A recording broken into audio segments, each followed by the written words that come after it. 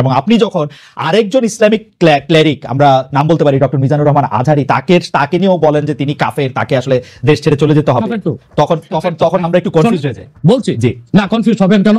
আপনি যার কথা বলেছেন সে কি বলেছিল আপনি দেখেছেন তার বক্তব্যগুলো? আমি দেখেছি, কিন্তু তার শোনেন কথা শোনেন, তাকে বলুন সে তো আমার ছাত্র, তাকে জিজ্ঞেস করুন। 2007 সালে সে আমার থেকে সবক নিয়েছে দারুন রাজা মাদ্রাসায়, আমি তার টিচার, আমি তার শিক্ষক, এবং তার শিক্ষকরা আমাকে শিক্ষক মানে। অতএব সে যদি, দেখুন আপনাকে পিছন থেকে বলতে হচ্ছে, আপনি সময় দিতে হবে আমাকে। আপনি কিন্তু বসে আছেন একা, আমার কিন্তু কয়েক হাজার লোক বসে আছে আমার অপেক্ষায়, একটা শিডিউল প্রোগ্রাম আমি রেখে বসেছি আপনার এখানে। যেহেতু আপনার মাধ্যমে আমার মেসেজটা আমি অনেকের কাছে পৌঁছাতে পারবো। আপনি যে ব্যক্তির নাম নিয়েছেন তাকে আপনি কি দিয়ে তাকে স্কলার বলবেন? লক্ষ লক্ষ লোক হলে স্কলার হয়? এটা কোনো কথা নয়। দ্বিতীয় কথা হচ্ছে সে মুফতি নয়, ফতুয়া দেবার অধিকার রাখে মুফতি। স্কলার হওয়া এক জিনিস, ওয়াইজ হওয়া এক জিনিস, মুফতি হওয়া আরেক জিনিস। আমার কথা হচ্ছে, আমি কি গ্র্যান্ড মুফতি বাংলাদেশে তা আমি বলছি না, এটা বলার অথরিটি আমার নেই, কিন্তু আমার ফতুয়াতে কলম বসাবার মতো 10টা মুফতি আপনি বের করে দেন। এখন অন্য মুফতিরা বলছে না কেন, সেটা একটা সাহসিকতার বিষয় আছে, সেটা আরো কোনো তাদের প্রতিবন্ধকতা থাকতে পারে। যেমন আপনি দেখেছেন আওয়ামী শাসনের সময় দেশের অনেক বড় বড় আলেম শেখ হাসিনার দালালি করেছে, তো তারা কি এমন কোন ফতোয়া দিবে যে সরকার বেকায়দায় পড়ে? এখন অনেক আলেম আছে যেটা বর্তমান সরকারের নির্লজ্জ সমর্থন করে যাচ্ছে, কিন্তু এই সরকার ক্ষমতা আসার পর থেকে আমি শরিয়ার কোরআন সুন্নাহর আলোকে যতটুকু সমালোচনা করা দরকার গঠনমূলক সমালোচনা করে যাচ্ছি। আর আমাদের মতো 2-4-10 জন যারা মিডিয়াতে আছে তারাই কিন্তু দেশের আলেম না, হাজার হাজার আলেম ওলামা পীর মাশায়েখ নীরবে নিভৃতে নির্জনে ইসলামের খেদমত করে যাচ্ছে, তাদের মতামতটাও দেখতে হবে। এখন যারা ফ্রন্টে চলে এসেছে, মিডিয়াতে চলে এসেছে, সেলিব্রিটি হয়ে গেছে, তারাই কি বললো সেটা দেখার বিষয় না। এখানে তো যদি আপনি একটা প্রশ্ন আনেন যে আসলে স্বাধীনকে ক্ষমা পেতে পারে কিনা, বা রাষ্ট্র যদি স্বাধীনকে পৃষ্ঠপোষকতা দেয়, তার শাস্তি নির্ধারণ না করে, তাহলে কোনো জনগণ বিচারটা হাতে করতে পারবে কিনা? আপনি দেখুন পৃথিবীতে যত অভ্যুত্থান ও বিপ্লব হয়েছে জনগণ আইনকে হাতে তুলে নিয়েছে। আপনি 5ই আগস্ট দেখেন বাংলাদেশে রাষ্ট্র ক্ষমতা যে এসেছে বর্তমান সরকার, এটা গণতান্ত্রিক পদ্ধতিতে হয় নাই, ছাত্র জনতা আইনকে হাতে তুলে নিয়েছিল। এই বিপ্লবকে আপনি অবৈধ বলবেন? যে 6-7 জন সমন্বয়ক নেতৃত্ব দিয়েছে তাদেরকে আপনি সন্ত্রাসী বলবেন? না, কিছু করার ছিল না। 15 বছরে যে জগদ্দল পাথর ফেসিবাদী হাসিনা বসেছিল, গণতান্ত্রিক পদ্ধতিতে এটাকে সরানো সম্ভব হয় নাই, আইনকে হাতে তুলে নিতে হয়েছে। অতএব যদি গণতন্ত্রের স্বার্থ রক্ষে আইনকে হাতে তুলে নেওয়া যায়, আল্লাহ তার হাবিবের সুমহান ইজ্জত এবং স্বার্থে, আল্লাহ তার হাবিব সাল্লাল্লাহু আলাইহি ওয়াসাল্লামের ইজ্জতের বিপক্ষে কেউ কথা বলবে এবং ধারাবাহিকভাবে শাস্তি পাবে না, চলতেই থাকবে। আমরা শুধু মিটিং মিছিল করে লাঠি পেটা খাবো।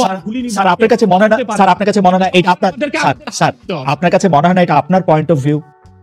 বিকজ আপনি যা বলছেন, হ্যাঁ আপনি এটা ঠিক যে আপনি তো একজন স্কলার, শিক্ষক, পড়াচ্ছেন এবং আপনি গ্র্যান্ড মুফতি না হলেও একজন মুফতি, কিন্তু আমরা ধরেন আমি এখন কথা বললাম হচ্ছে যে বাংলাদেশে কিন্তু এইটাও প্রচলিত যে যারা বলতেছে যে তারা আসলে যা কিছু পরীক্ষিত হাদিস নয়, যা কিছু পরীক্ষিতভাবে কোরআনের ফয়সালা নয়, তারা তা মানতে চান না। ধরা যাক ঈদে মিলাদুন্নবী সম্পর্কে তাদের একটা বয়ান আছে, তাদের আরো অনেক কিছু নিয়ে তাদের একটা বয়ান আছে। তাদের মধ্যে থেকেও কেউ কেউ আছেন যারা মক্কা মদিনায় বড় বড় জায়গায় আলেমের কাজ করতেছেন। আমি আব্দুর রাজ্জাক বিন ইউসুফের কথা বলতে পারি, আরো আপনি জানেন কাদের কথা আমি বলতেছি। তাদের কেউ কেউ মনে করেন আপনার পথ আসলে ঠিক না।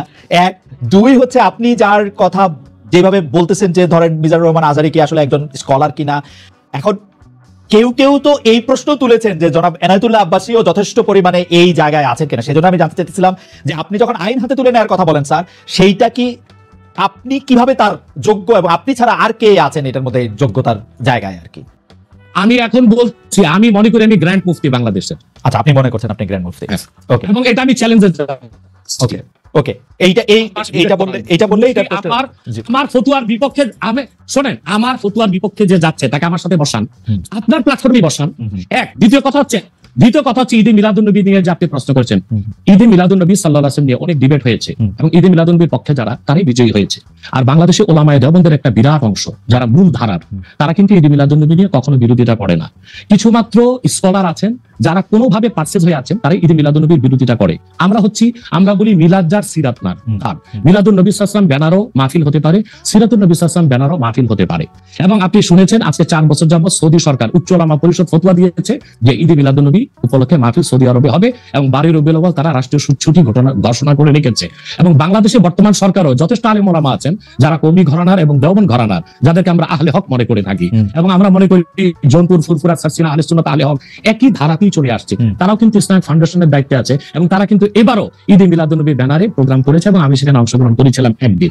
অতএব বিচ্ছিন্নভাবে কে কি ঈদে মিলাদুন্নবীর বিরোধিতা করলো, আব্দুর রাজ্জাক সাহেবের নাম বলেছেন, ওনাকেই বসান আমার সাথে কথা বলি, বাংলা পথে তো কোনো দোষ নাই। ওকে, বা আপনি আরো যাদের কথা বলেছেন আচ্ছা তাদেরকে বসান আমাদের সাথে।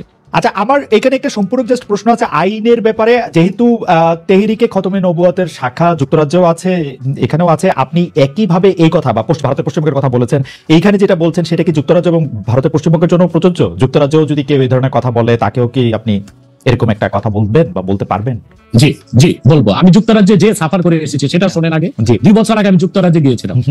আমার 7টা প্রোগ্রাম ছিল। 3টা প্রোগ্রাম 4টা প্রোগ্রাম করতে পেরেছি, 3টা প্রোগ্রাম আমি করতে পারিনি। এবং সেখানে আমার বিরোধিতা করেছিল নাইজেল ফারাজ। আপনি জানেন তাকে, সিএনএন নিউজ প্রেজেন্টার, এবং সে ব্রেক্সিট আন্দোলনের হোতা ছিল এবং সে ব্রিটিশ পার্লামেন্টের মেম্বার ছিল। আমার যেদিন সেন্ট্রাল লন্ডনের প্রোগ্রাম ছিল, নাইজেল ফারাজ লং মার্চের ঘোষণা দিয়েছিল এবং আমি সেখানে যেতে পারিনি। কেন? নাইজেল ফারাজ 23টা প্রতিবেদন করেছিল আমার বিপক্ষে, তার মধ্যে উল্লেখযোগ্য ছিল যে আমি মুরতাদের শাস্তি মৃত্যুদণ্ড চাই। বাট ব্রিটিশ পুলিশ আমাকে অ্যারেস্ট করেনি এবং ব্রিটিশ পুলিশ আমাকে শুধু প্রোগ্রাম করতে দেয়নি সহিংসতা বেশির জন্য।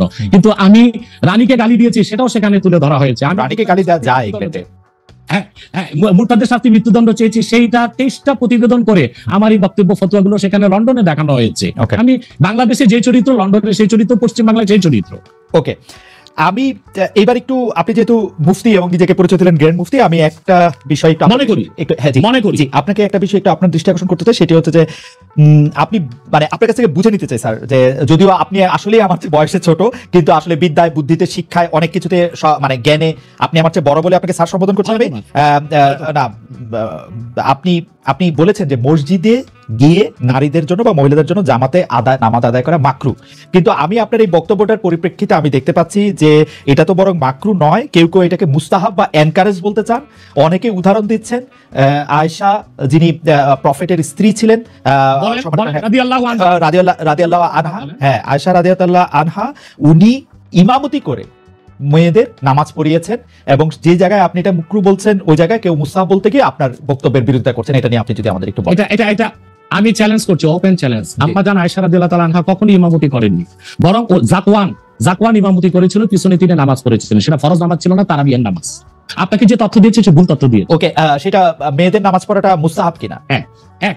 দ্বিতীয় হচ্ছে আল্লাহর হাবিব সাল্লাল্লাহু আলাইহি ওয়াসাল্লাম নূরের জামানায় মসজিদ নববীতে মহিলাদেরকে অ্যালাউ করা হতো, তারা নামাজে আসতেন। কিন্তু আল্লাহর হাবিব সাল্লাল্লাহু আলাইহি ওয়াসাল্লাম মহিলাদেরকে নিরুৎসাহিত করেছিলেন, নিষেধ করেন নাই। কারণ মহিলাদেরও দিন শেখা বাকি ছিল এবং আল্লাহর হাবিব সাল্লাল্লাহু আলাইহি ওয়াসাল্লামের কাছে ওহী আসতো, সেজন্য মহিলাদের নিষেধ করা হতো না, তারা মসজিদে আসতেন। হযরত ওমর রাদিয়াল্লাহু তাআলা আনহু তার খেলাফতের সময় বলেছেন মহিলাদের জন্য ঘরেই নামাজ পড়াটা উত্তম। তখন প্রচুর পরিমাণ সাহাবী উপস্থিত ছিলেন, তারা হযরত ওমরের এই কাজে কেউ বাধা দেননি। সেজন্য মহিলাদের মসজিদে আসাটা হারাম নয়, মাকরু বলা হয়েছে জামাতে আসা।